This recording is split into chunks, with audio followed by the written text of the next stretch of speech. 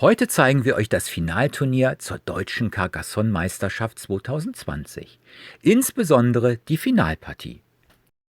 Die Vorausscheidungen zu diesem Finalturnier fanden während der Saison auf Veranstaltungen in ganz Deutschland statt.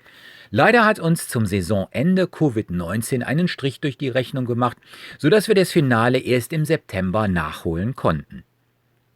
Wir bedanken uns beim Hans im Glück Verlag und dessen Vertriebspartner Asmodee Deutschland, für die wir diese Meisterschaft ausgerichtet haben. Hier seht ihr ein paar Bilder vom Turnier, das leider nur unter besonderen Vorsichtsmaßnahmen stattfinden konnte.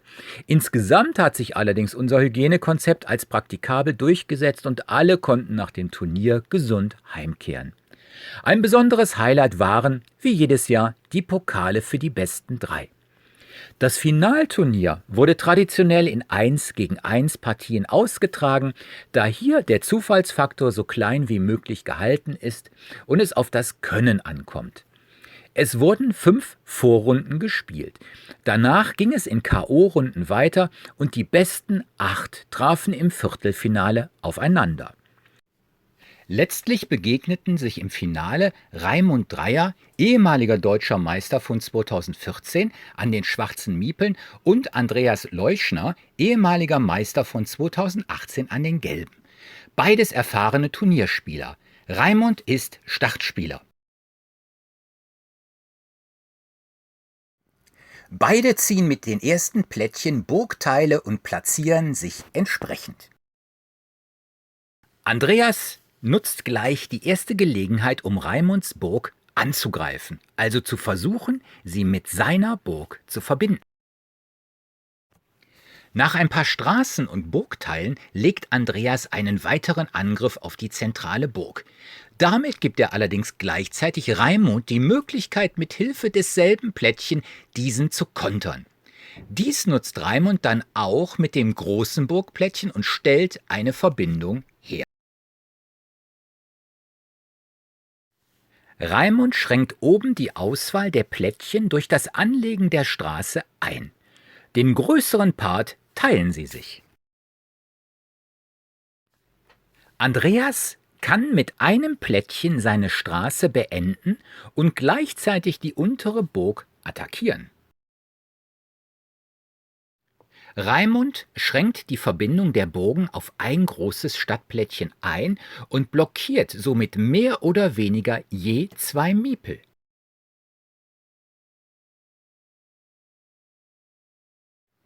Beide Spieler machen ein paar Punkte oder bauen weiter aus. Als erster nimmt Raimund die relativ große Wiese, in der viel Potenzial steckt, aber noch nicht viel wert ist. Andreas legt nach und legt sich so auf eine Wiese, um sie mit der großen verbinden und ausgleichen zu können.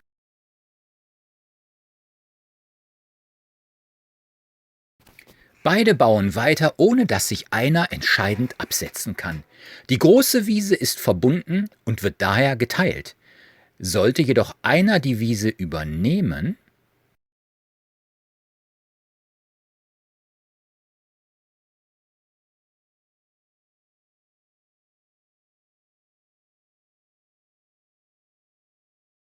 hier zieht Raimund ein Teilerplättchen und kann damit Andreas' Angriff abwehren. Prinzipiell wäre dies auch eine Gelegenheit, die Wiese erneut anzugreifen, aber er entscheidet sich dagegen, seinen vorletzten Miepel zu verbinden. Im Gegenzug kann Andreas Raimunds Straße auf eine Kreuzung einschränken.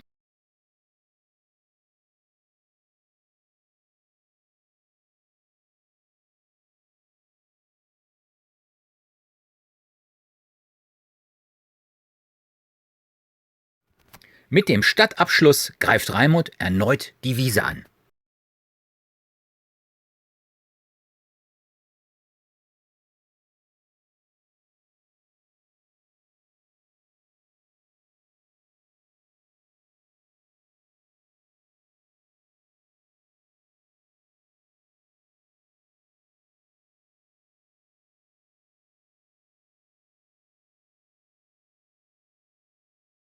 Hier startet Andreas auch einen Angriff auf die Wiese, die mittlerweile genug Punkte wert ist, um alleine das Spiel entscheiden zu können.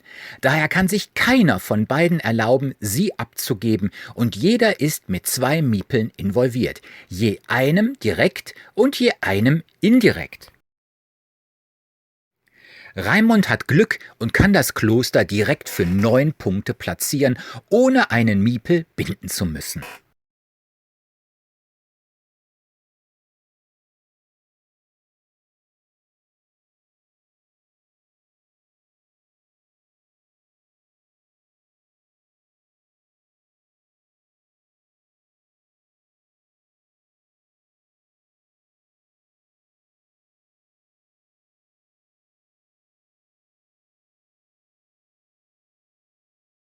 Mit der gezogenen Kreuzung kann Andreas Raimunds Burg einschränken.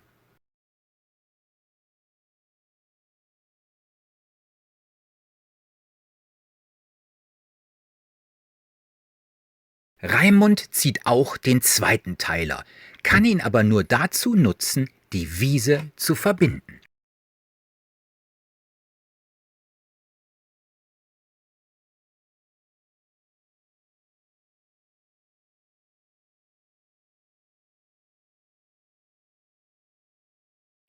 Mit der Verbindung zur großen Wiese kann Andreas hier gleichziehen. Und Raimund legt den nächsten Wiesenangriff. Andreas könnte den Abschluss für seine untere Burg legen oder stattdessen auch links eine kleinere abschließen, um gleichzeitig die Wiese anzugreifen. Da es sein letzter Miepel ist und Raimund schon alle eingesetzt hat, entscheidet er sich für die kleine Burg mit dem Wiesenangriff. Andreas kann seinen Miepel mit der Wiese verbinden, die momentan mindestens 27 Punkte wert ist. Andreas kann noch ein Kloster platzieren, dann aber verbindet Raimund mit dem letzten Plättchen seinen dritten Miepel mit der Wiese und gleicht hier aus. Dadurch bleibt Raimund der knappe Vorsprung, den er sich erarbeitet hat, erhalten und er gewinnt. Herzlichen Glückwunsch!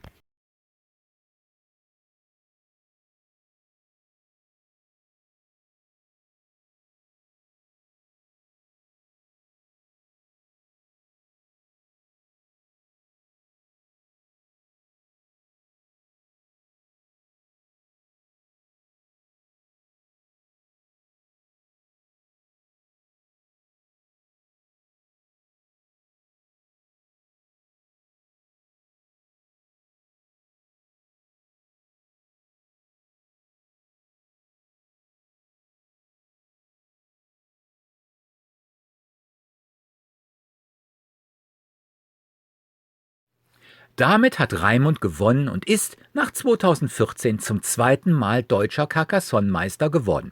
Herzlichen Glückwunsch! Im Spiel um Platz 3 hat sich Rainer gegen Kolja durchgesetzt. So kommen wir zur Siegerehrung. Neben den Urkunden gab es für die ersten 3 auch die anfangs vorgestellten Pokale. Zudem werden die Finalistinnen hier auch nochmal für ihre über die Saison erbrachte Leistung gefeiert. Leider war dieses aufgrund der Umstände nicht vor Publikum möglich. Natürlich ist der aktuelle Meister für das nächste Finale qualifiziert und darf versuchen, seinen Titel zu verteidigen. Außerdem spielt er bei der nächsten Weltmeisterschaft mit, von der wir auf unserem Kanal berichten werden. Wir bedanken uns bei Podgamer für die Zusammenarbeit bei der Erstellung dieses Videos. Einen Link zu seinem Kanal findet ihr in der Beschreibung. Wir hoffen, ihr hattet Spaß mit dem Video. Wenn ihr mehr zur Carcassonne-Meisterschaft wissen wollt, folgt bitte dem Link in der Videobeschreibung. Wenn euch das Video gefallen hat, dann liked es doch bitte, teilt es, abonniert unseren Kanal oder hinterlasst einen Kommentar. Danke für eure Aufmerksamkeit, bis zum nächsten Mal.